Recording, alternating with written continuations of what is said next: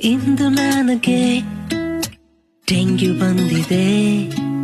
ಯಾವಾಗೋ ಏನೋ ಒಂದು ಸೊಳ್ಳೆ ಕಚ್ಚಿದೆ. ನಾನು ಏನು ತಪ್ಪು ಮಾಡಿದೆ?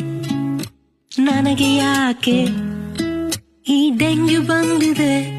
ನೀನು ಸೊಳ್ಳೆ ಬತ್ತಿ ಹಾಕ್ಲಿಲ್ಲ ಮಲಗುವ ಮುನ್ನ, ನೀನು ಕಿಟಕಿಯೆಲ್ಲ ಹಾಕಿಲ್ಲ ಮಲಗುವ ಮುನ್ನ, ನಿನ್ನ ಮನೆ ಸುತ್ತ ಜಾಗ ನೀನು ಕ್ಲೀನು ಮಾಡ್ಲಿಲ್ಲ.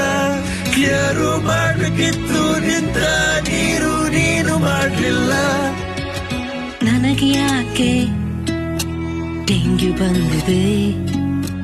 ಈಗ ನನಗೆ ಆನ್ಸರ್ ಸಿಕ್ಕಿದೆ. ಪ್ಲೇಟ್ಲೆಟ್ ಕೌಂಟು ಕಡಿಮೆಯಾಗಿದೆ. ಕೊನೆಗೂ